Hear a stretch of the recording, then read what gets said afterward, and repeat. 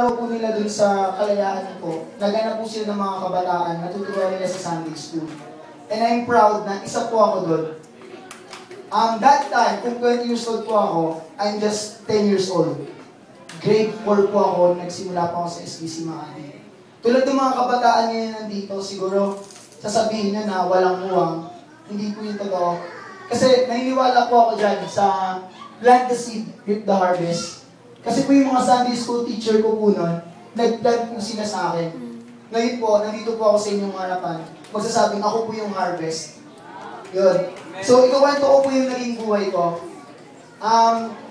Yun nga po, napunta po ako sa Sunday school po na SBC Makati. Tapos tinuturuan po nila ako ng mga bagay na magagamit ko. Pero hindi lang po siya basta isang bagay. Yung mga bagay na po yun, biblical po yun. Kumbaga, alam ko po na siguro po ako na yung tinuturo sa akin is kung ano yung tama. So yun, from Sunday school, na-involve din po ako sa mana. So yun nga, sa mga kinuha po nila mga kabataan, ang nangyari po is kinuha po nila yun, tapos naging involved na rin po sa Mana Feeding Center. So, ayun po, kumbaga, nakatulong po sa akin yung mana, hindi lang po spiritually, but physically, though hindi po halata. So, yun. So, yung ngayon nga po, isa po ako sa beneficiary, so, ayun po, pinapakain po kami doon. And then, after, yung mana po, hindi lang po kami doon basta-basta pinapakain. Meron din po ako naaalala na tao, pangalan niya si Kuya Manolo. Isa po siyang volunteer noon sa church. Ang ginagawa po niya is, after namin kumain or sa mana, tinuturuan niya rin po kami ng mga words ni God. So, sa Bible din po. So, yung masasabi ko noon, kahit bata po ako, nagkaroon po ako ng ideya or kung nalaman ko po kung ano yung mga bagay na masama at makakabuti para sa akin.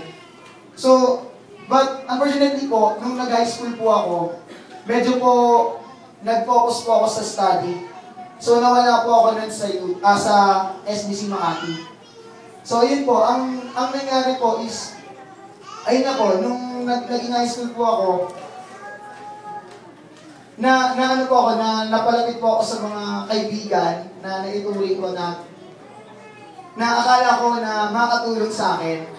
So, pero ang nangyari po, parang yung mga kaibigan na po yun, parang napasama po yung naging turing sa akin. So, parang, ayun po yung, nakagawa po ako ng mga bagay na alam kong masama.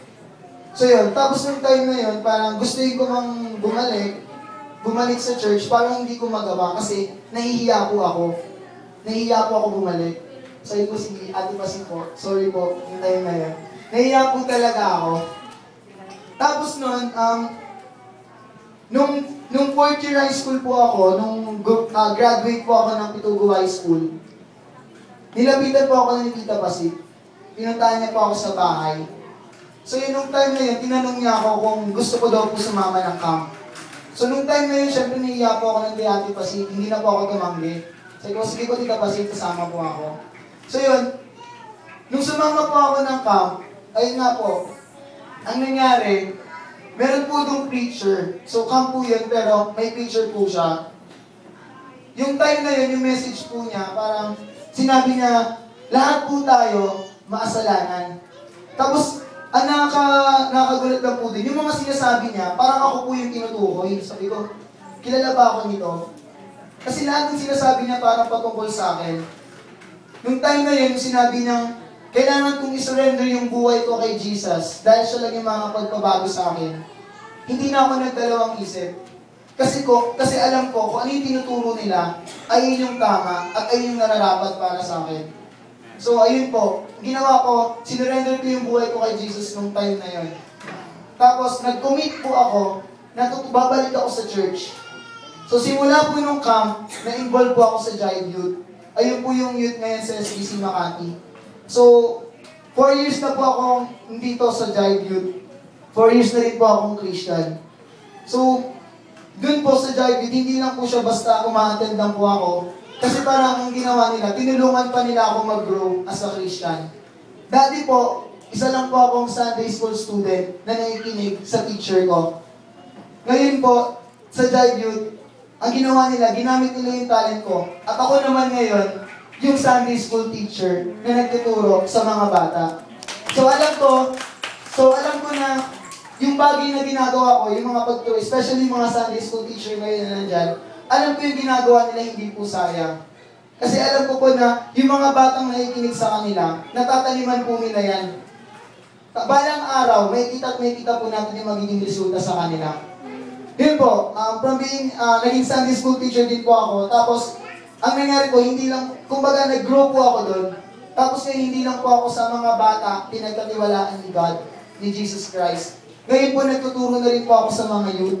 Isa po akong cell group leader sa mga kabataan. I-share ko lang po, dati po kasi sa child youth, kung pagpunta ko po rito, parang meron po akong youth leader.